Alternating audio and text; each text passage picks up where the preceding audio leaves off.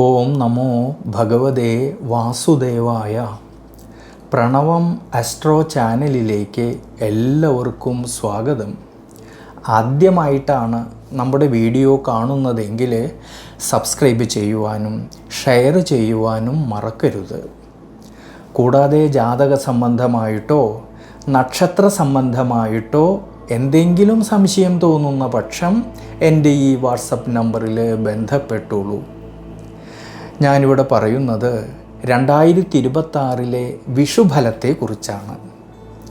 കഴിഞ്ഞുപോയ വർഷത്തിൽ ഉണ്ടായിരുന്ന സുഖദുഃഖങ്ങളിൽ നിന്നും പുതിയൊരു അധ്യായം തുറക്കുന്ന, സന്തോഷത്തിൻ്റേതായിട്ടുള്ള അധ്യായം തുറക്കുന്ന സമയമാകട്ടെ നമ്മുടെയൊക്കെ ഈ ഒരു വർഷത്തെ വിഷു.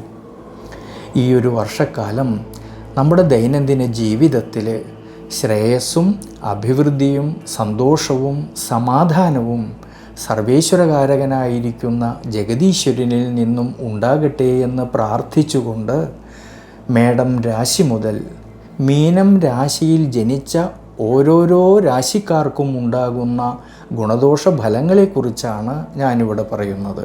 മകം നക്ഷത്രവും പൂരം നക്ഷത്രവും ഉത്രം നക്ഷത്രം 15 നാഴികയും കൂടിച്ചേരുന്ന ചിങ്ങം രാശിയിൽ ജനിച്ചവർക്ക് ഈ ജൂൺ മാസം 2-ാം തീയതിക്ക് ശേഷം സർവേശ്വരകാരകനായിരിക്കുന്ന വ്യാഴം 12-ാം ഭാവമായിട്ടുള്ള ദുരിതസ്ഥാനത്ത് സഞ്ചരിക്കുകയും ഈ ഒരു സമയങ്ങളിൽ അഷ്ടമശനിയുടേതായിട്ടുള്ള കാലഘട്ടം നിലനിൽക്കുന്നത് കൊണ്ടും രാഹുകേതുക്കളുടെ പ്രതികൂലമായിട്ടുള്ള അവസ്ഥകളും മൂലം ജൂൺ മാസം 2-ാം തീയതിക്ക് ശേഷം വളരെയധികം ശ്രദ്ധയോടെ മുന്നോട്ട് പോകണം.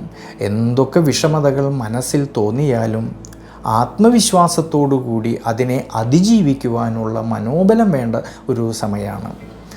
അതുകൊണ്ട് ചിങ്ങം രാശിക്കാർ കഴിവതും ഈ ഒരു സമയങ്ങളിൽ സാഹസകർമ്മങ്ങൾ ഒഴിവാക്കുന്നത് വളരെ നല്ലതാണ്. ആരോഗ്യപരമായിട്ടുള്ള കാര്യങ്ങളിൽ കൂടുതലും ശ്രദ്ധ വേണം. ദൈനംദിന ജീവിതത്തിൽ ചില സമയങ്ങളിൽ ഉണ്ടാകുന്ന മാനസിക സമ്മർദ്ദങ്ങളെയും അനാവശ്യമായിട്ടുള്ള യാത്രകളെയും ചിന്തകളെയും ഒഴിവാക്കേണ്ടതാണ്.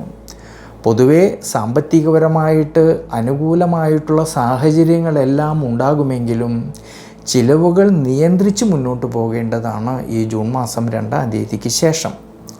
കുടുംബത്തിലും കുടുംബജീവിതത്തിലും പൊതുവെ സന്തോഷം കാണുമെങ്കിലും ചില സമയങ്ങളിലാണെങ്കിൽ ചെറിയ ചെറിയ തർക്കങ്ങൾ, അതുമൂലം മനോവിഷമതകൾ വരാതെ ശ്രദ്ധിക്കണം. ദാമ്പത്യത്തിൽ ഉയർച്ച താഴ്ച കാണുമെങ്കിലും തുറന്ന ആശയവിനിമയവും വിട്ടുവീഴ്ച മനോഭാവവും ക്ഷമാശീലവും കൂടുതലും വേണ്ടുന്നതായിട്ടൊരു സമയമാണ്. കർമ്മസംബന്ധമായിട്ടാണെങ്കിൽ അധികാരികളിൽ നിന്നോ തൻ്റെ കൂടെ നിൽക്കുന്ന സഹായികളിൽ നിന്നോ മാനസികമായിട്ടുള്ള സമ്മർദ്ദങ്ങൾ വരാതെ പ്രത്യേകം ശ്രദ്ധിക്കണം. ഇനി വിദ്യാർത്ഥികൾക്കാണെങ്കിലോ കഠിനാധ്വാനം ചെയ്തു പഠിക്കുന്ന കാര്യങ്ങളിലേക്ക് കൂടുതലും ശ്രദ്ധ കൊടുക്കേണ്ടുന്നതായിട്ടുള്ളൊരു സമയമാണ് ജൂൺ മാസം 2-ാം തീയതിക്ക് ശേഷം. അതുകൊണ്ട് ചിങ്ങം രാശിയിൽ ജനിച്ചവർ ഈ ഒരു സമയത്ത് ശിവക്ഷേത്രത്തിൽ ഭഗവാന് അഷ്ടോത്തര മന്ത്രം കൊണ്ട് അർച്ചന ചെയ്യുന്നതും ശ്രീരുദ്ര മന്ത്രം കൊണ്ട് അർച്ചന ചെയ്യുന്നതും രുദ്രധാര ചെയ്തു പ്രാർത്ഥിക്കുന്നതും പിൻവിളക്ക് വയ്ക്കുന്നതും വളരെ വളരെ നല്ലതാണ്.